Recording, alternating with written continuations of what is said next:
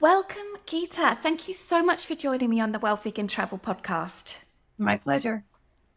I am so pleased to have you here to talk about this very interesting destination, the Finger Lakes. And I didn't know anything about this destination until one of our guests in the Vegan Travel Summit in January this year talked about it. And the way she talked about it made me realize that I definitely want to go and check this place out. And then when I realized that there was a vegan bed and breakfast in the Finger Lakes, I just knew that I wanted to talk to you. Thank you, Gita, so much for coming on the podcast and sharing a little bit about this remarkable destination. Sure. I didn't know anything about it until I moved up here. Well, let's talk about that. Tell us a little bit about why you ended up here, because you were originally from Massachusetts, right? Correct. Right. I lived outside Boston, and I moved up here to take a job at Farm Sanctuary. Okay. You're familiar with Farm Sanctuary? I am, but why don't you let our listeners know, because maybe there are some that are not familiar. Right. Farm Sanctuary is the first and the oldest sanctuary for factory farmed animals in the United States. And I had been a supporter for years, and a friend of mine told me that they were looking for some help, and I happened to be in the situation where I needed a job. So I interviewed, and I was driving from Massachusetts up here in the winter to interview, got the job, ended up selling my house in Massachusetts to a good friend of mine, found a house up here, moved up in April, started my job in April. And then when the weather started getting better and I started driving around the area, I realized how incredibly beautiful it is up here. The Finger Lakes, if you look on a map, it looks like 5 fingers, but there's actually, I think, almost 13 Finger Lakes. And it's just exquisitely beautiful country with waterfalls and the hills and the valleys and the lakes. Beautiful, absolutely beautiful. And because of Farm Sanctuary, you have almost every restaurant has vegan and vegetarian options because of the tourism trade. They have to, cater to that. The wineries, the breweries, the distilleries are making more of their beverages are now vegan. So it's a great place to visit. Yeah. That's really cool, because generally speaking, in rural areas, places where there are national parks, there are very few options at all. So this is fantastic that, you could go to a place and experience outstanding natural beauty and at the same time have some fun food. Right. And we now have 2 vegan restaurants, right, in Watkins Glen and Montour Falls, which is the next town over. And the local ice cream shops always have homemade vegan ice cream options, and they're very careful to make sure that they don't cross-contaminate. That's amazing. Yeah. Well, I really want us to get in deep in as to all of the things there are to see and do in this area, because I'm sure there are a ton of activities and a ton of must-dos. Right. But tell us a little bit about why you decided to open up your bed and breakfast, because, bed and breakfasts are such a wonderful accommodation style for so many reasons. So why don't you tell us a little bit about your bed and breakfast story? Okay, well, like I said, I moved up here to work at Farm Sanctuary. That was in early 2006, and I loved it. I was in charge of event planning and doing tours and, volunteer base. And then in 2007, the economy tanked here in the U.S., and it affected Farm Sanctuary as a nonprofit quite heavily. And so they ended up having layoffs. And the old story, last in, first out. So in October, I believe, I was notified that I was going to be let go. And I totally freaked out, of course. And I said, now what do I do? Because again, like you said, it's a very small area. There's not a lot of options as far as work. But I knew, having been working at Farm Sanctuary and doing the tours, and we had, accommodations there, that there was a definite need for a vegan bed and breakfast. And my house, when I first bought it, the way it was laid out, when I walked in, I was like, this house is really big. It's bigger than what I need. But the way it was laid out, I could easily separate the 2 bedrooms, a bathroom, and the breakfast area into a bed and breakfast. So that's what I decided to do. So after I got laid off, I did some remodeling, because my background also is in remodeling and doing that kind of stuff. I opened up officially in 2008. So I've been in business of doing the B&B since 2008. Wow, Yeah, that's 15 years now. That's yeah. amazing. I'm sure you've got tons of stories. So tell us a little bit about the situation of your bed and breakfast. Is it in a very rural area or is it attached to a little town? How many rooms are there that are available? Do you have a garden? What's the breakfast like? I'd love to know more details. Okay, I only have 2 rooms and they share a bathroom. And because of COVID, I've now restricted it to renting only one out of the 2 rooms at a time, unless it's a family or friends who are traveling together, because I didn't feel comfortable asking people, to share a bathroom during COVID. And I am still asking people to be vaccinated before staying here, just because it's my home and, it's a small space. But now, basically, if you stay here, you have the entire bed and breakfast to yourself. Basically, it's half of the house. I have a huge deck that's like 15 by 30. I have 15 acres of land. I've cut some trailways through maybe 1.5 acres. I do have gardens. I was a very avid perennial gardener. So right now the gardens are flourishing. Of course, with the rain, they need to be weeded, but I haven't been out there as much. I'm in a rural area. It's a very small town, but I'm only 5 miles outside of Watkins Glen. I'm only 9 miles away from Farm Sanctuary. And I'm up at around 1,200 feet elevation, and there's no street lights. So at night, when it's a clear sky, you can sit out on the deck and literally you see the Milky Way and the planets. And it's absolutely exquisitely beautiful up here. It blew me away. I moved up here in April and I was out on the deck and I was looking up and I was like, where did these clouds come from? Because it had been such a clear day. And then I realized as my eyes had adjusted that I was seeing the Milky Way. And the only other place I'd ever seen stars like that was up in the Rocky Mountain National Forest. And the other nice thing about being up at 1,200 feet elevation is that even with the heat wave that we're having now during the day, at night it cools down to about 65, 70 degrees. So you can open up the windows, turn off the AC, have a ceiling fan going, and it's just really, really pleasant. And I'm pet friendly. One of my rooms is pet friendly. And I have some folks coming in next week with their dog. And my breakfast, I'm a really good cook. I have to give myself some credit.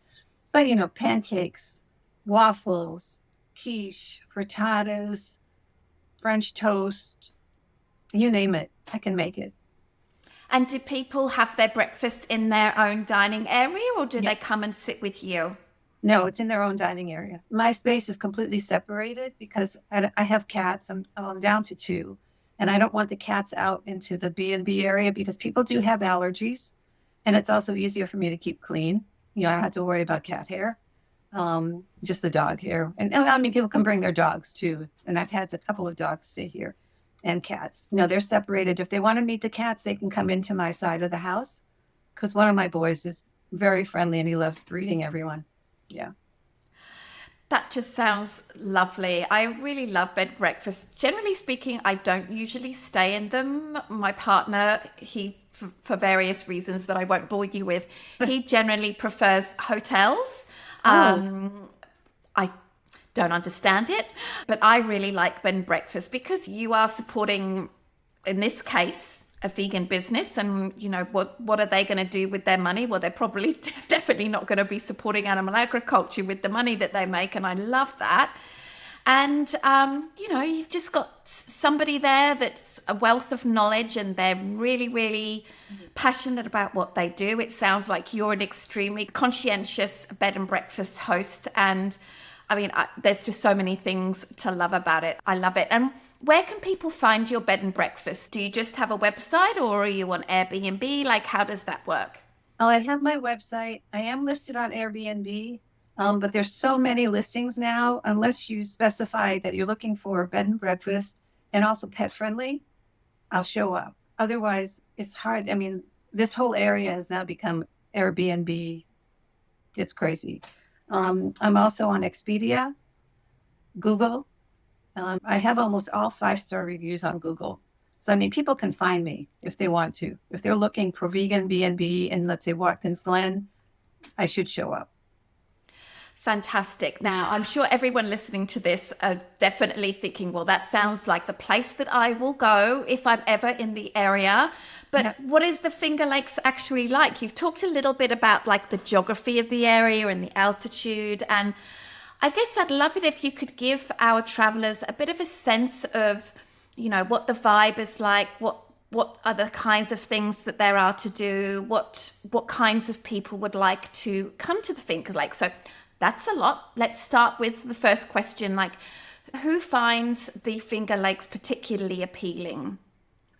Oh, that's a really good question because there's such a vast thing, so many things to do up here. You've got people who are, they into wine, into beer, into distilleries, breweries, into food.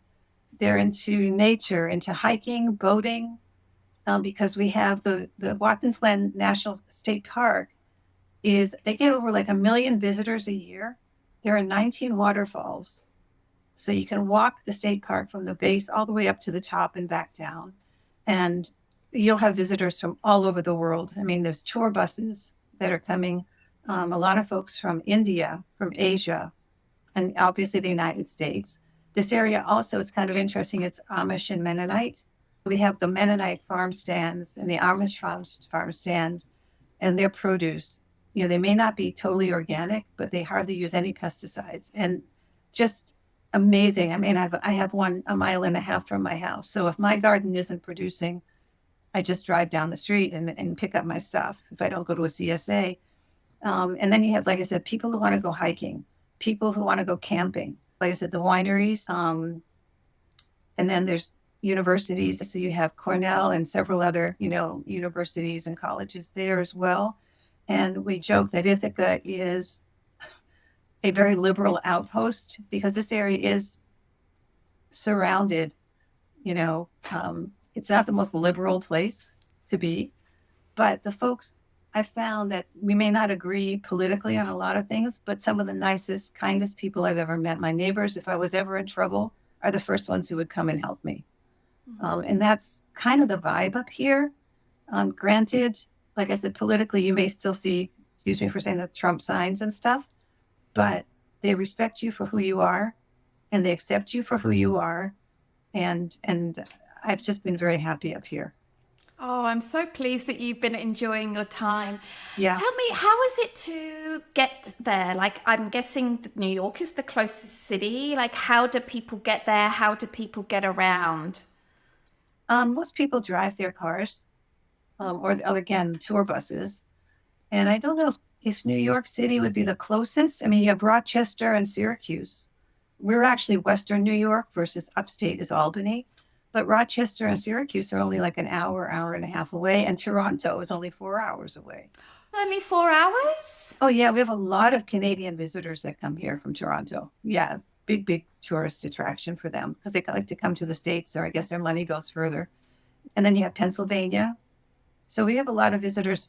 New York itself, Pennsylvania, Massachusetts, New Jersey, Canada. Yeah, it's interesting how many people, come and visit. I would say most people are driving. I see. And is there good public transportation between the towns? Of course, we would need vehicles to get to the trailheads and get to the lakes, I'm sure. But is there any public transportation? Not really. Here in Watkins, they do have a bus that a lot of folks who don't drive can use to go shopping, and it has pickup stops. And then this year they just started what they call a wine trolley. So you can park your car down in Watkins, hop on the wine trolley, and it'll take you up to some of the wineries and the breweries and probably the distilleries and then back into Watkins. And that's new this year.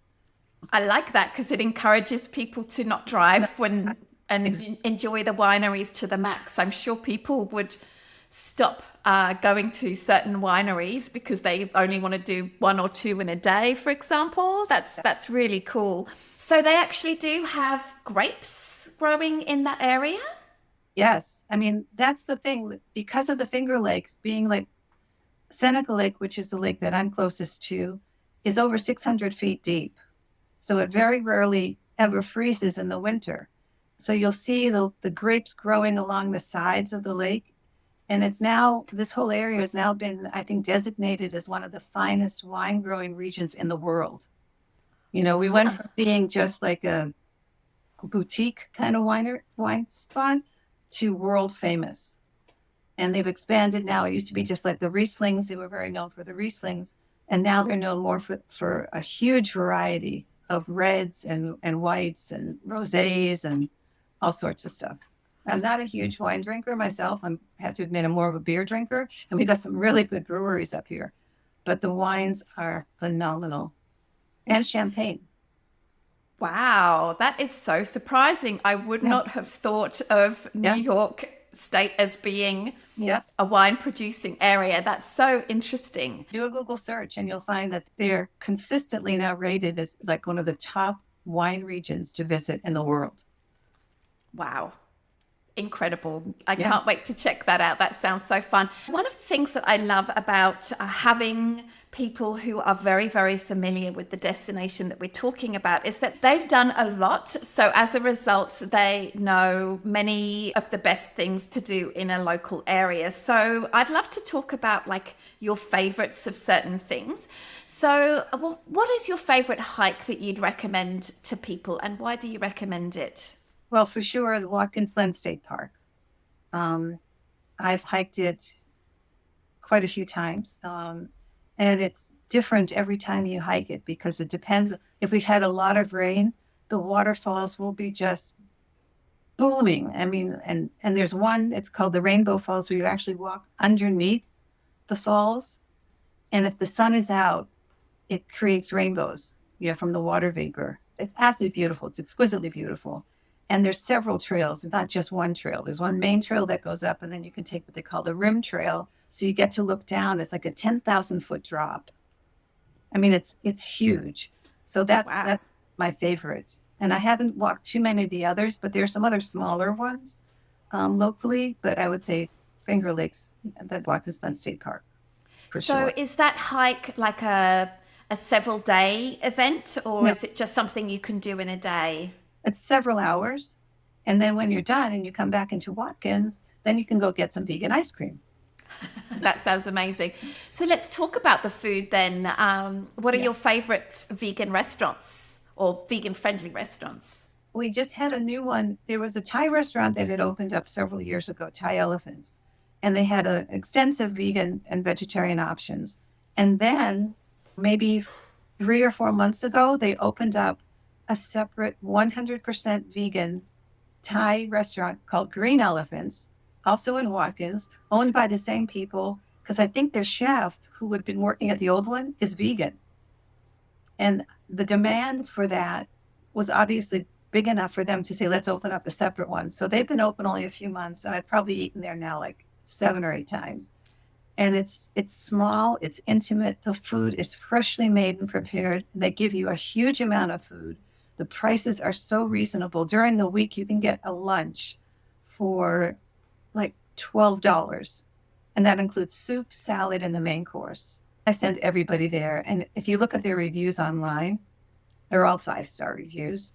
So that's one of my favorites. And then a year ago, another small restaurant opened up called Grandma's Kitchen, which is 100% vegan. And their byline is it's food like grandma used to make, but vegan. They're only open now on Thursday, Friday, and Saturdays. But again, worth it. They've catered events at Farm Sanctuary, and they'll do special, events during the weekends and weekdays for the locals to come in.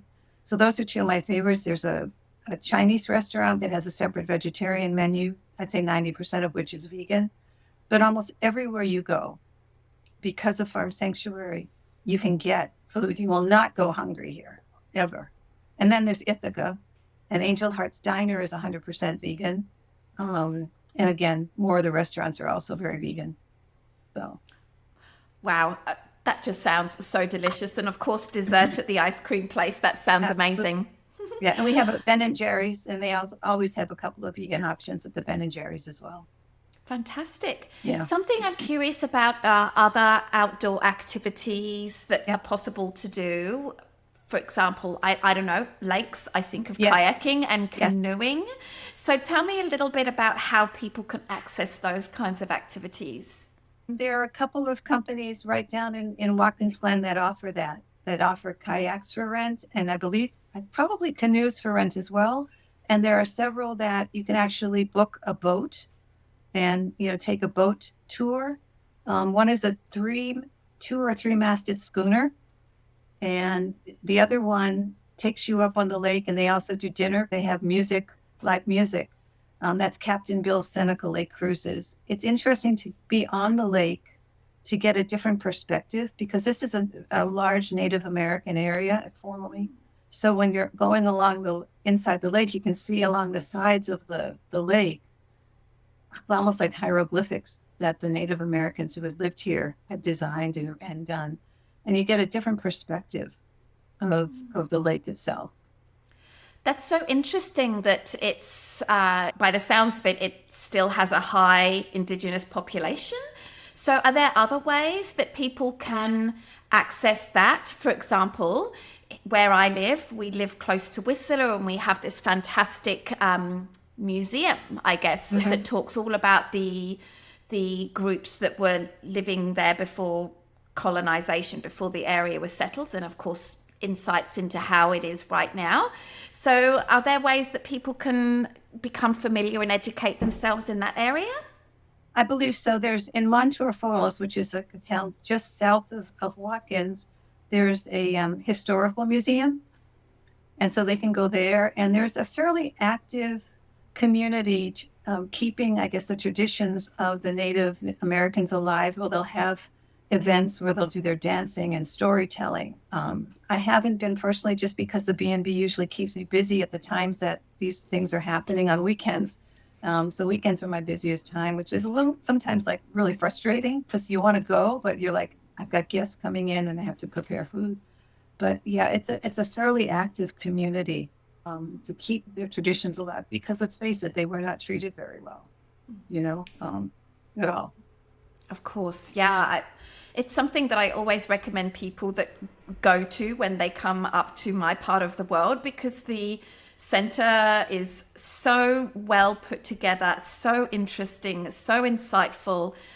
And I feel like, sometimes it's put further down on people's list of things to do because there are so many other amazing things to do in regards to the natural beauty and the outside activities. But this is such an important thing that we learn about as well. And it will usually help us to get a better understanding of the geography and the history of the area as well. So definitely people should put these things higher up on their list, right. I think. Right. So what about other kinds of activities? I'm thinking like cycling or rock climbing, parasailing. I recently did my first parasail. That was incredible. So what about those sort of more active, extreme activities? There was a company that did the balloon rides, air balloon rides. Hot air ballooning? Hot air ballooning. I had listed with them, because my property is big enough that they could take off. I've never had anyone sign up, but I know that was there. You see a lot of cyclists on the roads here. Because there are a couple of cycling events that they have. And you can cycle all the way from here, all the way down towards Elmira, which is like 30 miles away. And then we also have NASCAR, Watkins Glen International Racetrack. So, that's one of the oldest racetracks. And when they're running, because I'm up at 1,200 feet, you can actually hear the car. There's zoom, zoom going on. When Fish played a concert there, we could sit in my driveway and listen to the music because, it was just on the air. It was like wonderful. So there's that. There's NASCAR. There's cycling, the boating, the hiking. There's museums. Corning Museum of Glass is one of the most fascinating places to visit because people think of Corning as like Corelware, but it's so much more. I mean, they make the glass for your iPads, for your cell phones. And they're doing a lot of industrial glass, and their museum it's one of my favorite places to visit if I have the time, because you can sit and watch them. They have the live glass blowing shows, and to watch someone start with basically sand, and end up with these gorgeous creations. And I tell people, if you're going to go to the museum, plan to spend the entire day there because you can't see everything. And their gift shop is phenomenal as well. Museums, there's a lot of museums, again, in Corning. There's a Rockwell Museum, which is not the Rockwell that you normally think of, but it's like a historical museum. And then again, Ithaca is just, there's a lot of stuff to do in Ithaca. Yeah, there's just a lot of folks when they come here, for a day or two or a weekend, and then they say to me, they said, we could have spent an entire week here and still not done everything. I said, well, then come back. And folks do that, they'll plan out what they're going to do the next time they come. I mean, there's over 100 wineries just on Seneca Lake alone. Wow. You can't possibly visit all of them.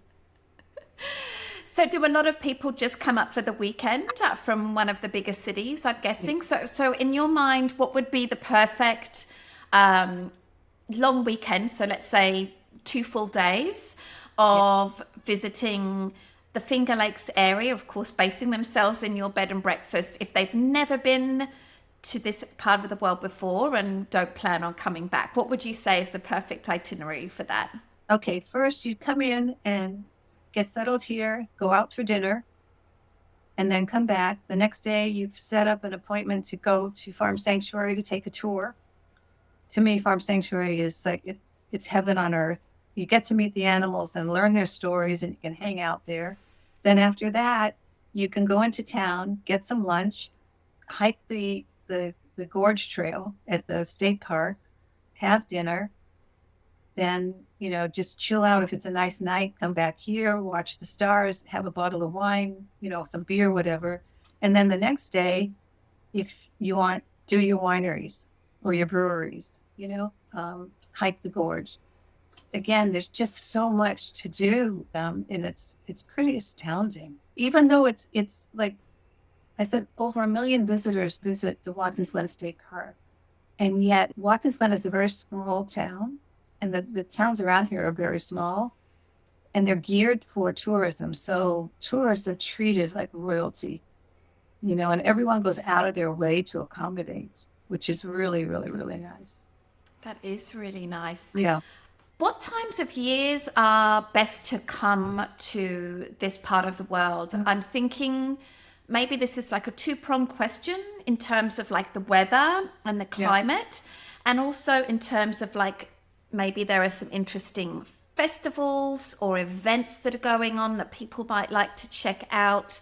So why don't you tell us your do's and don'ts in terms of recommended times? If you are coming up predominantly for the wineries, I would say come up in May and June before tourism season gets really going, because they're not crowded and they can spend more time with you during your tasting, and you're not hitting all the traffic. Because the roads up here, they're very narrow. They're one way each way. Farm Sanctuary opens up in May. So come up, if you're visiting the sanctuary, come up in May. They close at the end of, I believe, October. If you're not into the NASCAR, don't come up during a race weekend, because we can have 100,000 people coming into town. Granted, a lot of them camp up there and they stay up on the property, but then they come in for meals at night. I love May and June, July, and then September, October. The weather is just, it's cooler and it's perfect. And if you're into the lakes and just, kayaking, almost any time of the year.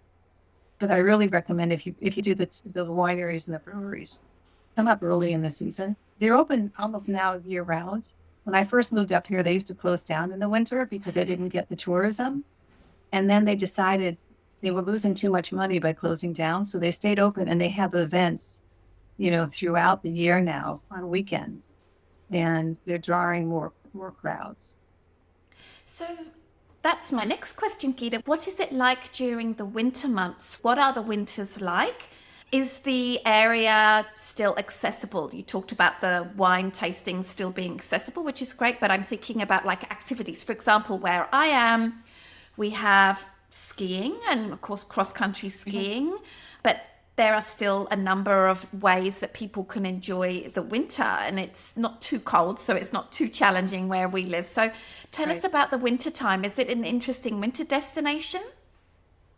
I used to be open year round, but then I didn't get enough traffic. So I tend to close down after Thanksgiving. But the roads up here, the road crews are phenomenal. So the roads are almost always clear. The wineries are open. You can get to Ithaca. There's things to do. The museums stay open year round. The state park closes down because the trails get too icy and it's just too dangerous. But there are things to do depending on what you want to do. Farm Sanctuary closes after I think October, but the museums are open. The wineries, the breweries, the distilleries are all open, and it's more quiet. It's more peaceful. I mean, there are times when the winters up here can be really severe, and we get a lot of snow. If you're not used to drive, I mean, that's the funny thing. I have folks that come here from New York City who don't drive very often, and they have to admit they totally freak out if there's like an inch of snow on the ground. But like I said, the road crews, the roads are cleared. I mean, they're out there overnight clearing the roads, and I clear my driveway. I've got a snow blower. But it depends what you want and what you want to do. Winter times, it's more quiet. I tend to hibernate more, just because at my age, it's just a nice respite, just to chill out and just be with friends and see who I want to see.